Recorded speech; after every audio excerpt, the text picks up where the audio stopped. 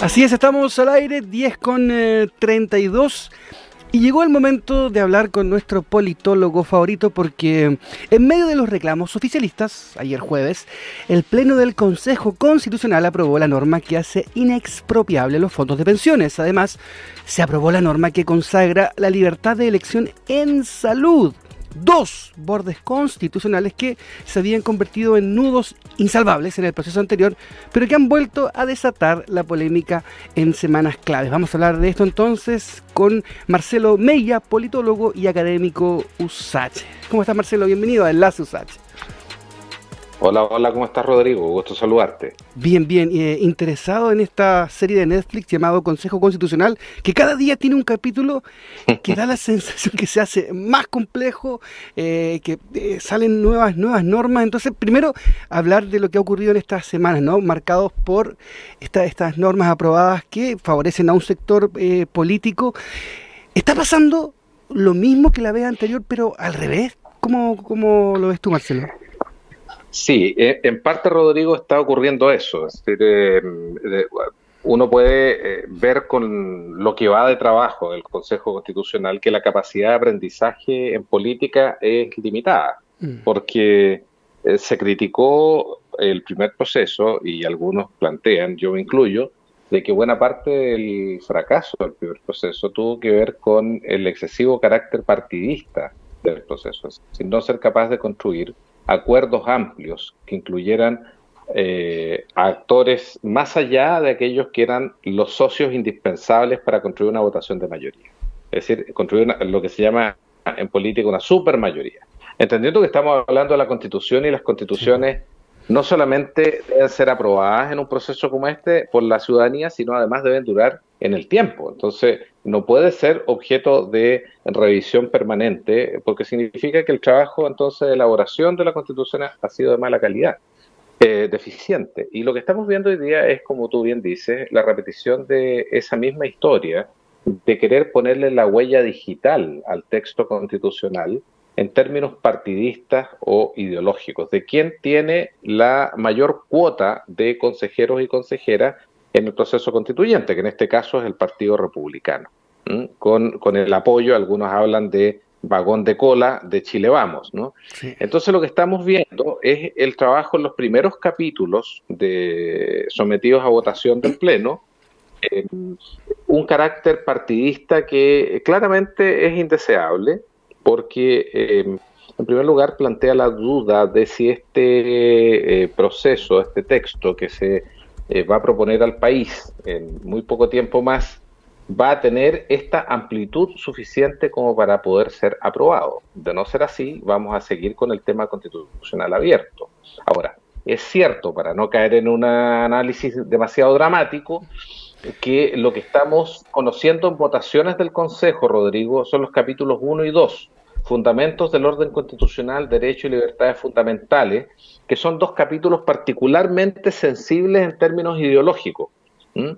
Pero después viene la votación del Congreso Nacional, de la forma de organizar el Congreso Nacional, Gobierno, Administración del Estado, Defensa, Poder Judicial, Tribunal Constitucional, que son temas bastante más técnicos. Entonces, claro, partimos, parece, con el pie cambiado, pero también es cierto que estos son los temas que generan mayor polarización y división, porque tiene que ver con la posibilidad de que el texto implique una regresión política a un estado anterior que, al parecer, una mayoría del país rechaza.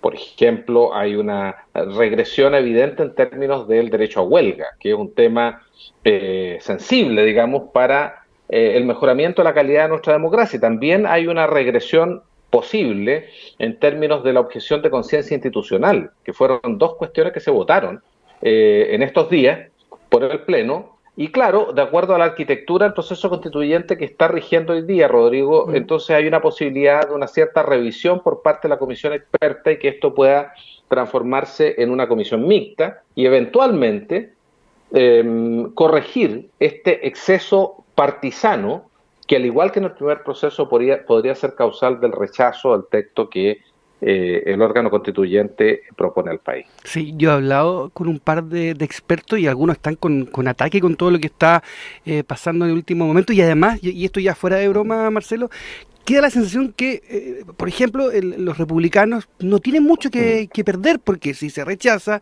volvemos a la Constitución antigua que tampoco es un desagrado para ellos, están como en un marco quizás cómodo. Exacto.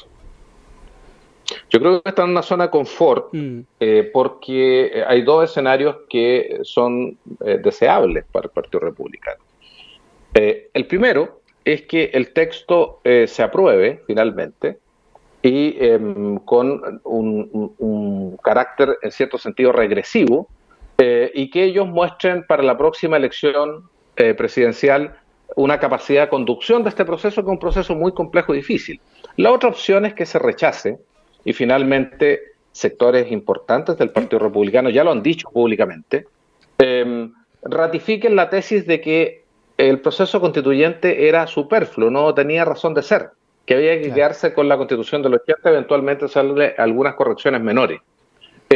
Por lo tanto, ninguno de los dos escenarios implica gran disgusto. Lo que está en juego, Rodrigo, sí, es sabiendo que un posible rechazo del texto constitucional va a golpear fuertemente la candidatura de Kast, porque evidentemente frente a la opinión pública va a quedar como un liderazgo incapaz de conducir a su partido. Entonces, lo que ocurre es que una parte importante se ha ido desafectando del Partido Republicano, se ha ido desafectando a la candidatura de Kast. Si tú miras las encuestas de opinión pública que salen semanalmente, las últimas 6 semanas, la candidatura de Kast ha bajado, ha disminuido su apoyo hasta empatar con Evelyn Matei. Me parece que en la mención espontánea están en alrededor de 16 puntos, ambos. Por lo tanto, hay un proceso de desinfle, de caída libre de la candidatura de Kast, que es algo equivalente al desgaste y la caída en el apoyo de la opinión pública con el presidente Boric en el primer proceso constituyente, cuando el presidente Boric hace del proceso constituyente en su primera versión la madre de todas las batallas. Parece que, dado el nivel de desconfianza y polarización del país, Rodrigo, quien se acerca mucho al proceso constituyente se quema. Sí. Y eso ya sí es un problema porque habla de una falta de confianza y de un descrédito de la actividad política que claramente es un hecho negativo. Pero claro, el Partido Republicano está en una coyuntura en donde gana por ambos lados y el que está perdiendo dentro del Partido Republicano hoy día es el liderazgo de Kast. Durante las últimas 6 semanas ha caído consistentemente. Claro que ha aparecido poco en prensa y cuando aparece dice cosas partisanas como por ejemplo que se están en desacuerdo con el Frente Amplio, van bien, o con el gobierno van bien. Ahora, haciendo un parangón con el fútbol, es como si los republicanos pudiesen incluso perder por 1-0 y van a clasificar igual a la siguiente ronda, van a estar tranquilos. Y en esta misma metáfora, de alguna forma también se están llevando un poco la pelota para la casa, ¿no? Con el tema de la protección de quien está por nacer, con esto de la libertad de conciencia institucional, que además es un concepto que me llama mucho la atención. Conciencia institucional, como si las instituciones tuvieran conciencia, es raro, ¿no? No, la objeción de conciencia tiene que ver con un reconocimiento que se hace usualmente a nivel constitucional para las personas, para abstenerse de participar en cuestiones en las que, digamos, la identidad del sujeto permite un eximente respecto de la participación. Por ejemplo, el servicio militar. Por una cuestión de conciencia, yo puedo alegar que no comparto valóricamente esto y constitucionalmente se puede respaldar la abstención de hacer el servicio militar, digamos, se puede reconocer ese derecho. Pero otra cosa es la objeción de conciencia institucional. Claro. Y ahí ya entramos en un terreno más peligroso, porque de acuerdo, no voy a leer cómo quedó el artículo que votó el Pleno, pero como quedó la redacción perfectamente, una empresa podría decidir no pagar los impuestos, por ejemplo. Claro. Tal como está redactado, por lo tanto esto necesita una revisión. Las personas podrían decidir, por una objeción de conciencia, no enterrar a sus muertos en un cementerio, podrían enterrarlos o alegar ante el Tribunal Constitucional que pueden enterrarlo en el patio de su casa. O un colegio podría tener una acción discriminatoria o podría discriminar derechamente a un niño que tiene una orientación de género distinto. Estamos frente a ese tipo de cosas. Entonces, o este concepto de objeción de conciencia se acota más, o puede generar problemas que son muy importantes. Una cosa es la objeción de conciencia a nivel individual, otra cosa es la objeción de conciencia a nivel institucional, que efectivamente podría significar un retroceso a esas líneas bases civilizatorias que hoy día son indispensables para construir una democracia sana, plural y de buena calidad. Entonces, claro, estamos frente a ese riesgo, pero afortunadamente diría yo, para no caer en este tono excesivamente pesimista, la arquitectura del órgano constitucional tiene 3 órganos y por lo tanto hay una cierta capacidad de revisión de la comisión experta, pero también necesita, para poder generar una comisión mixta, que el Partido Republicano agache el moño, Rodrigo, y eso se ve muy difícil, porque como tú bien señalaste, el Partido Republicano gana, se aprueba o se rechaza. Si se rechaza, el Partido Republicano va a decir que están defendiendo el legado de la dictadura del general Pinochet en la Constitución de 1980. Y por lo tanto,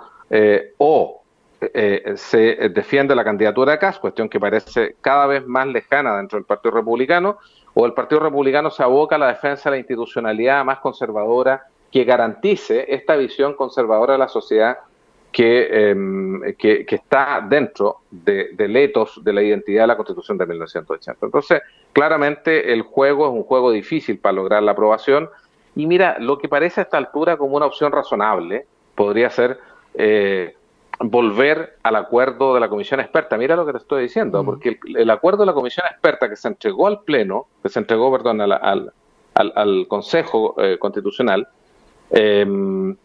recoge el acuerdo desde el Partido Republicano hasta el Partido Comunista. Y eso parece ser un sentido común al que el país podría recurrir, porque me parece altamente costoso para nuestro país seguir con el tema constitucional abierto. Esto no solo tiene costos políticos, Rodrigo, esto tiene costos económicos que impiden que el país recupere inversión, recupere crecimiento y mejore las condiciones de vida de las y los chilenos.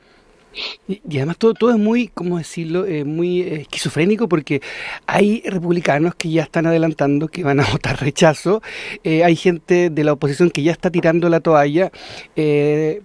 ¿Cómo lo ves tú, Marcelo? ¿Todavía tienes esperanza en el proceso más allá de lo que pueda ocurrir, de esta dificultad en llegar a los consensos? ¿Vamos a llegar a algo finalmente? Mira, yo creo que hay algunas condiciones que podrían ayudar a mejorar el nivel de adhesión. Ya te decía una condición que la veo muy improbable, porque el Partido Republicano tiene incentivos fuertes para rechazar, y aunque eso le genere daño a la candidatura de Kast, defender, digamos, una visión de la institucionalidad conservadora, y están en condición de hacerlo porque tienen los votos suficientes.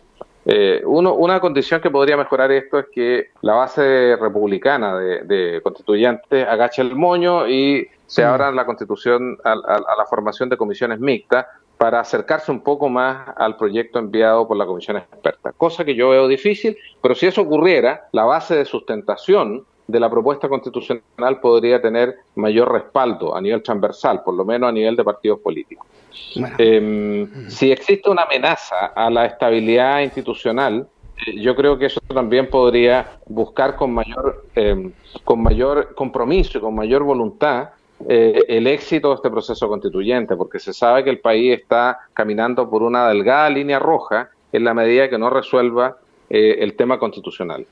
Lo otro es que el presidente de la República diga con los niveles de apoyo que va en contra de la propuesta. Yo creo que eso de manera indirecta podría favorecer un cierto respaldo al proceso constituyente, porque el nivel de adhesión que tiene el presidente hoy día es bastante bajo. Pero ya te digo, son escenarios súper improbables. Yo más bien veo en la responsabilidad de los distintos sectores para volver un poco a la propuesta original de la comisión experta la única posibilidad de éxito de este texto constitucional. Es decir, un acuerdo político que significó un sentido común desde el Partido Republicano al Partido Comunista, no hay que dejarlo pasar. Sin embargo, es inusual de estos días. Es inusual, con motivo de la redacción de la propuesta inicial de la comisión experta, pero finalmente el Consejo se ha dedicado a darle un carácter partisano, por parte del Partido Republicano, que claramente fue una de las razones del fracaso. Entonces uno tiene derecho a pensar si finalmente el Partido Republicano ya está jugado por contribuir a la polarización y de esa manera al rechazo del texto constitucional. Dependemos entonces de la generosidad del Partido Republicano. Marcelo Mella, politólogo, académico de la USACH. Son las 10:47 ya. Te deseo que tengas un gran fin de semana. Te dejo un abrazo y también agradezco que hayas estado con nosotros. Bueno, te agradezco a ti. Que pasen un buen fin de semana. Vale, chao. Así se vienen las cosas. Hay gente con más esperanza, otras con menos esperanza. Tiempo hay hasta diciembre. ¿Qué va a pasar? Nunca se sabe con Chile.